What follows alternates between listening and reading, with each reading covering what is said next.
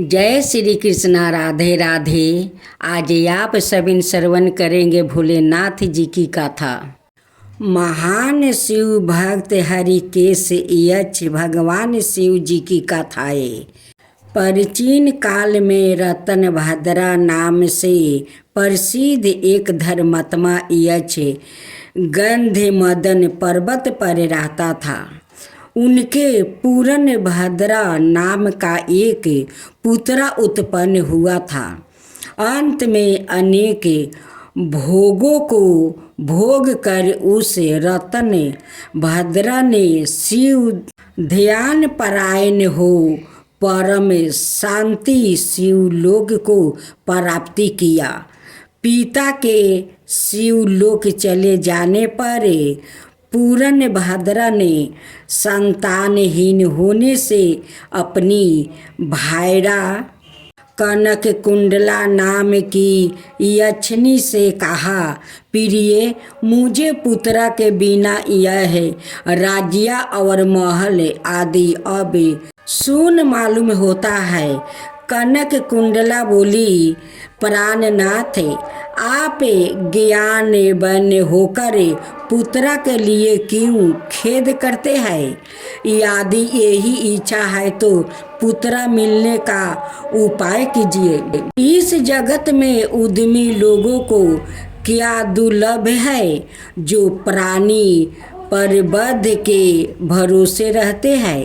वह निष्ठान का पुरुष है, क्योंकि अपना किए हुए कर्म ही परिबद्ध है और कुछ नहीं। इस कारण प्रतिकूल परिबंध को शांत करने के लिए समस्त कारणों के भी कारण रूप भगवान शिव की शरण में जाना चाहिए। यदि आप सर्वश्रेष्ठ पुत्र चाहते हैं तो भगवान शिव की शरण ग्रहण कीजिए। अपनी पत्नी की बात सुनकर यक्षराज ने गीतबद्ध से भगवान शिव का पूजन कर पुत्र की अभिलाषा पूर्ण की। उसका नाम हरिकेश पड़ा। पुत्र उत्पन्न होने की प्रसन्नता से उसने अनेक दान पुण्य किया। जब हरिकेश 8 वर्ष का हुआ तभी से वह खेल में धूली बालू का शिवलिंग बनाकर त्रिनाधि दूभा से उनका पूजन करता और अपने साथियों को शिव नाम से ही पुकारता था। वह रात दिन चंद्रशेखर, हे भूतेश्वर, हे मृत्युंजय, हे नीलकंठ आदि पवित्र नामों का उच्चारण वो करता रहता और मित्रों को प्रेम करता हुआ बार बार इन्हीं नामों से पुकारता रहता था। उसके कान के नाम के अतिरिक्त अन्य किसी को ग्रहण नहीं करते थे। वो शिव मंदिर को छोड़कर किसी अन्य जगह नहीं जाता। उसके नेत्र शिव के अतिरिक्त और कुछ देखने की इच्छा नहीं रखते थे। वह सपने में भी भगवान शिव को ही देखा करता था। हरिकेश की यह दशा देखकर उसके पिता ने उसे गिरह कार्य में लगाने की अनेक चेष्टा की, किंतु उस पर कुछ भी असर नहीं हुआ। अंत में हरिकेश घर से निकल गया। कुछ दूर जाकर उसे भ्रम हो गया और वो मन ही मन कहने लगा, हे शंकर, कहाँ जाऊं, कहाँ रहने से मेरा कल्याण होगा। यह सोचकर उसने अपने मन में विचार किया कि जिसकी कहीं ठिकाना नहीं है उसका काशीपुरी ही आधार है। इस प्रकार निश्चय कर वह काशीपुरी को गया, जिसे अभिमुक्त क्षेत्र में पंच भौतिक देह त्याग कर प्राणों का शिव की प्रसन्नता से फिर देह से संबंध नहीं रहता। उस आनंद वन में जाकर तप करने लगा। कुछ समय बाद भगवान शिव ने पार्वती को अपना विहर वन दिखाया। वो अनेक सुगंध युक्त पल्लवों से सुशोभित था। शिव बोले, हे देवी, जैसे तुम मुझको बहुत प्रिय हो, वैसा ही यह आनंद वन भी मुझे परम प्रिय है।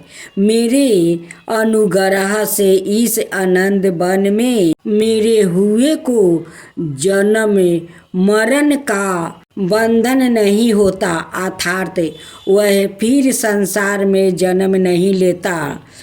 पूर्ण आत्मा के कर्म बीज विश्वनाथ की प्रज्वलित अग्नि में जल जाते हैं। उसी से फिर वो गर्भाशय में नहीं आते। काशीवासी लोगों के देहांत समय में मैं ही तारक ब्रह्म ज्ञान का उपदेश देता हूँ, जिससे वो उसी क्षण वो मुक्ति हो जाते हैं। कलयुग में विश्वनाथ देव का दर्शन पूजन, काशीपुरी भागीरथी गंगा आदि का सेवन और सतपत्रा को दान विशेष फलदायक होता है। हे देवी, काशीवासी सदा मुझ में ही बसते हैं। इसमें मैं उनका अंत में संसार सागर से पार कर देता हूँ। यह मेरी प्रतिज्ञा है। इस तरह वार्तालाप करते करते भगवान शिव उस स्थान पर गया जहाँ हरिकेश समाधि लगाया बैठा था। उसको देखकर पार्वती ने कहा, भगवान, यह आपका तपस्वी भक्त है। इस समाधि भक्त को वर देकर इसका मनोरथ पूर्ण कीजिए। इसका चित्त केवल आप में ही लगा है और इसका जीवन भी आपके ही अधीन है। पार्वती की बात सुनकर भगवान शिव उसके पास गया और उन्होंने समाधि में स्थित उस हरिकेश को हाथ से स्पर्श किया। दया निधि का स्पर्श पाकर उस यक्ष ने आँखों खोलकर अपने सम्मुख प्रत्यक्ष अपने अभिष्ट को देखा। गद गद सवार में यक्ष ने कहा कि हे शंभो, हे पार्वती पते, हे शंकर, आपकी जय हो। आपके कर कमलों का स्पर्श पाकर मेरा यश शरीर अमृत रूप हो गया। इस प्रकार प्रिय वचन सुनकर भगवान शिव बोले, हे यक्ष, तुम इसी क्षण मेरे वर से मेरे क्षेत्र का दंड नायक हो जाओ। आज से तुम दुष्टों के दंड दायक और पुण्यावानों के सहायक बनो और दंड पानी नाम से विख्यात होकर सब उद्धित गणों का नियंत्रण करो। मनुष्य में सत्य अर्थात नामों वाले संभर में और उद्भर में यह दोनों गण सदा तुम्हारे साथ रहेंगे। तुम काशीवासी जनों के अन्नदाता, प्राणदाता, ज्ञानदाता हो और मेरे मुख से निकले तारक मंत्र का उपदेश से मोक्षदाता होकर नियमित रूप से काशी में निवास करो। भगवान शिव की कृपा से वही हरिकेश यक्ष काशी में दंड पानी के रूप में स्थित हो गया और भक्तों के कल्याण में लग गया। बाबा की आरती। सभी श्रद्धालु भक्त जनों को भोले भूतनाथ जी की आरती में स्वागत है। कानों में कुंडल सोहे, गले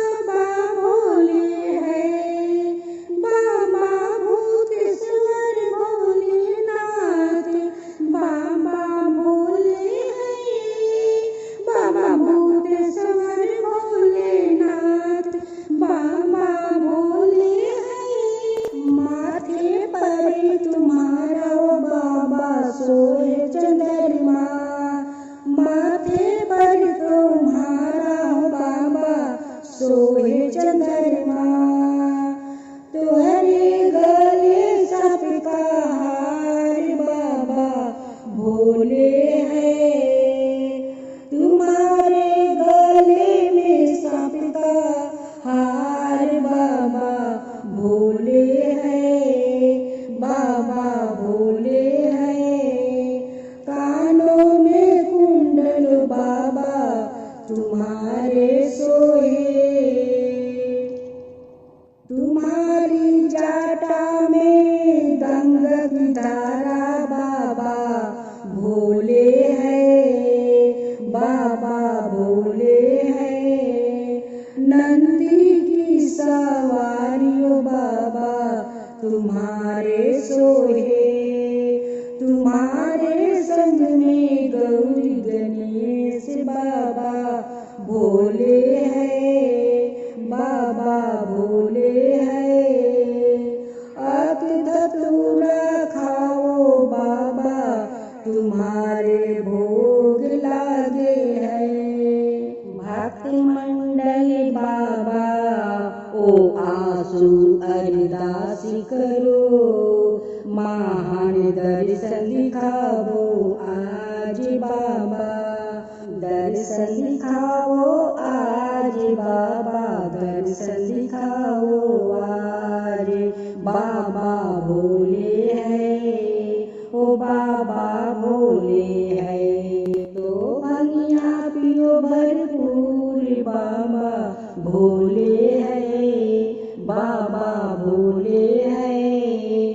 तो भंगिया पियो भरपूर बाबा भोले हैं, बाबा भोले हैं। जय भूतनाथ बाबा भोले, जय भूतनाथ बाबा। तुमको निशिदिन धावते, तुमको निशिदिन धावते। सूर्य नर मुनि बाबा, सूर्य नर मुनि बाबा। जय भूतनाथ बाबा भोले, जय भूतनाथ बाबा। कर त्रिशूली विराजत अवरु डमरू बाजे। जाटा में गंगा की धारा माथे चंदा साजे। जय भूतनाथ बाबा भोले, जय भूतनाथ बाबा।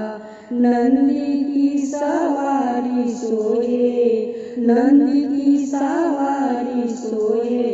तन पर मृगा छाला, तन पर मृगा छाला। जय भूतनाथ बाबा।